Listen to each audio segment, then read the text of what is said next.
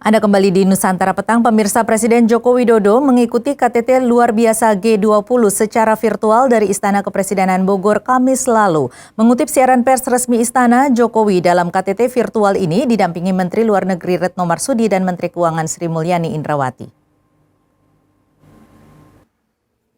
KTT G20 virtual membahas upaya negara-negara anggota G20 dalam penanganan COVID-19. KTT luar biasa G20 ini digagas Arab Saudi selaku ketua G20 tahun ini. KTT ini diawali dengan sambutan pembukaan dari Raja Salman bin Abdulaziz Al Saud pada pukul 15 waktu Arab Saudi atau pukul 19 waktu Indonesia Barat Kamis malam. Sebanyak 20 negara anggota G20, 7 negara undangan, 9 organisasi internasional, dan 2 organisasi regional mengikuti KTT luar biasa G20 ini. KTT tersebut membahas upaya negara-negara anggota G20 dalam penanganan COVID-19. Jadi pertemuan dimulai pada pukul 7 malam dan baru saja berakhir. KTT G20 kali ini tidak hanya dihadiri oleh anggota G20 tetapi juga oleh organisasi-organisasi internasional, misalnya WHO, PBB, IMF, dan juga World Bank, serta beberapa negara lain yang diundang. Nah, pertanyaannya adalah kenapa KTT khusus G20 secara virtual ini dilakukan kali ini? Tentunya ini merupakan bukti dari leadership atau global leadership G20 dalam menangani krisis yang terjadi pada saat ini. Bahwa komitmen dari pertemuan extraordinary pimpinan G20 adalah untuk bersama-sama memerangi pandemi COVID-19. Itu yang pertama, dan nanti ada beberapa kesepakatan yang akan diturunkan dari situ. Yang kedua, bagaimana mencegah terjadinya dampak negatif terhadap global ekonomi dari pandemik COVID-19 ini. Presiden Jokowi mengikuti KTT G20 virtual ini setelah pemakaman sang ibu yang meninggal Rabu sore lalu karena sakit kanker. Pemirsa, pandemi COVID-19 tak pelak memukul perekonomian baik secara global maupun secara nasional. Nah, tentunya diperlukan kerjasama dari semua pihak dan terutama kebijakan dari pemerintah yang tepat untuk membangkitkan kembali perekonomian negara kita ke depannya. Untuk membahas hal itu sudah terhubung bersama saya pengusaha nasional Nurdin Tampu Bolon. Selamat petang Pak Nurdin. Ya, selamat petang. Ya, menanggapi mengenai pandemi COVID-19 ini terhadap perekonomian di negara kita sendiri, bagaimana pendapat Anda, Pak? Ya, saya kira pemerintah akan membuat kebijakan-kebijakan baru, di mana bisa mengakibatkan daripada defisit APBN kita itu bisa mencapai sampai 5%. Sebenarnya itu kan sesuai dengan undang-undang itu sebenarnya hanya maksimum 3%. Ya. Tetapi hal ini harus dilakukan untuk menjaga kondisi daripada situasi nasional saat ini.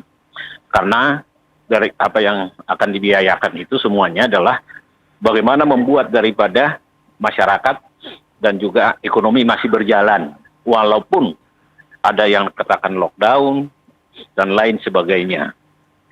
Tetapi sebenarnya pemerintah kita harus berusaha bagaimana caranya supaya ekonomi nasional ini tetap bisa dipertahankan, stabilitas daripada fiskal maupun moneter kita agar tidak melebihi daripada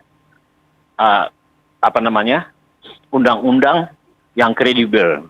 Ya, bagaimana caranya Pak? Langkah-langkah apa yang harus dilakukan pemerintah secara prioritas saat ini? Langkah-langkah yang dilakukan oleh pemerintah saat ini adalah pertama, masih banyak sektor-sektor ekonomi kita yang masih produktif. Ini harus dimaksimalkan dengan cara mengefisienkan dan mengefektifkan. Jadi ini harus berani melakukan efisiensi di sektor-sektor ekonomi kita yang masih produktif. Karena kita bisa mendapatkan daripada tambahan pendapatan dari situ kalau itu dikelola dengan efisien dan efektif. Yang kedua, proyek-proyek saat ini yang tidak berorientasi dalam pertumbuhan ekonomi rakyat, katakanlah proyek-proyek yang tidak meningkatkan daripada sektor-sektor ekonomi, itu dibatalkan dulu atau di reschedule supaya menjaga defisit APBN tetap di ambang batas yang diatur oleh undang-undang. Memang pemerintah akan melakukan perpu, tetapi kan kita harus melihat bagaimana ke depan stabilitas moneter kita dalam jangka pendek, jangka panjang, dan jangka panjang. Jangan sampai membebani daripada generasi-generasi penerus. Inilah yang harus tetap dilihat oleh pemerintah. Saya kira hal-hal ini mungkin bisa dipertimbangkan. Bagaimana kita lakukan penjagaan daripada defisit APBN kita, tetapi tetap menjaga daripada masa depan ekonomi bangsa. Ya, mungkin stabilitas jangka pendek, jangka panjang, dan jangka menengah. Jangan sampai membebani daripada generasi-generasi mendatang. Saya kira begitu, Bu Tasya. Kalau secara konkretnya, Pak, mungkin bisa diberikan contoh-contoh sektor ekonomi seperti yang bagaimana yang bisa mungkin ditingkatkan, kemudian mana yang bisa diefisienkan? Ya, pertama sektor-sektor yang pertanian. Pertanian itu kan sebenarnya masih bisa bekerja sekarang. Apakah di daerah-daerah, di kampung, di pedesaan, kabupaten, dan kota, itu bisa diefisienkan dan diefektifkan lagi, produktivitasnya ditingkatkan, ya. Kemudian peningkatan daripada sektor-sektor di perkebunan dan juga di sektor tambang dan lain-lain. Yang jadi masalah kan sekarang ini adalah tenaga kerja di industri yang padat karya. Kalau sektor-sektor pertanian kan enggak, pertambangan juga jalan. Kan seperti itu. Yeah. Jadi sektor-sektor ini harus, perikanan misalnya, harus ditingkatkan oleh pemerintah. Bagaimana efisiensinya dinaikkan, produktivitas, dan lain-lain. Kemudian itu yang pertama. Yang kedua, supaya tidak mengurangi beban daripada defisit APBN kita, misalnya proyek-proyek yang besar-besar itu, yang tidak langsung berhubungan dengan peningkatan produktivitas, dan bukan untuk pro rakyat, itu direschedule aja dulu, diundurkan aja, dan kalau bisa dibatalkan. Harus berani kita mengambil satu keputusan dalam kondisi seperti ini. Karena kalau defisit APBN kita dalam jangka pendek, jangka panjang, dan jangka menengah, ini jadi beban rakyat, generasi penerusnya. Memang kita bisa melakukan utang, ya, ditambahin lagi. Tapi apakah itu tidak mengganggu daripada kondisi kita ke depan. Nah, hal-hal seperti inilah maksud saya yang perlu dipertimbangkan dalam mengambil kebijakan-kebijakan strategis dalam kondisi COVID-19 ini. Saya kira begitu. Kalau Anda melihat sendiri dari sisi investasi, Pak, kalau sebelumnya kan memang investasi kita sudah sedang, di sisi investasi ini sedang meningkat ya, tetapi kemudian ada pandemi COVID-19 ini. Ini bagaimana Anda melihatnya, Pak?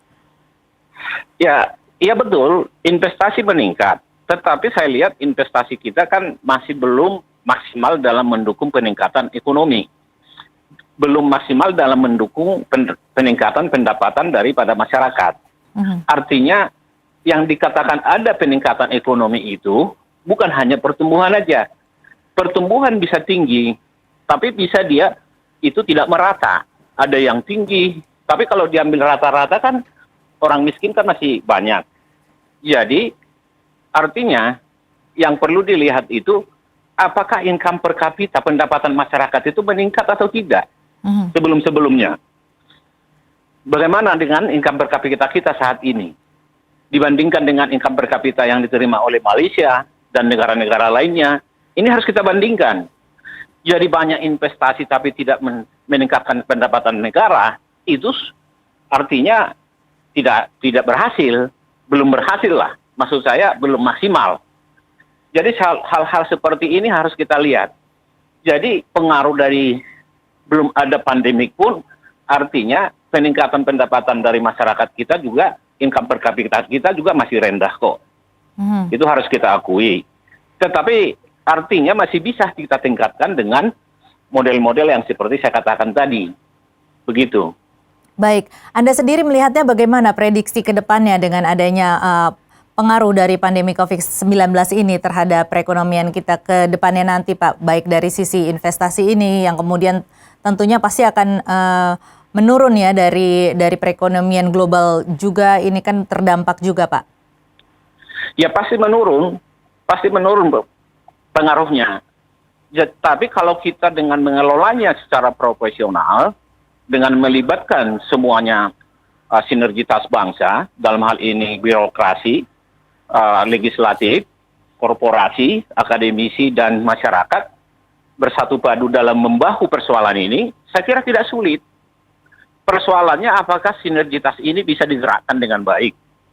Apabila sinergitas ini bisa digerakkan dengan baik, semuanya mengikatkan ikat pinggang, menguatkan ikat pinggang, maka masyarakat itu akan sadar dan makin bergairah untuk bisa bekerja seperti di sektor-sektor yang saya katakan tadi. Iya. Sektor-sektor yang tidak terganggu oleh COVID kan nggak banyak.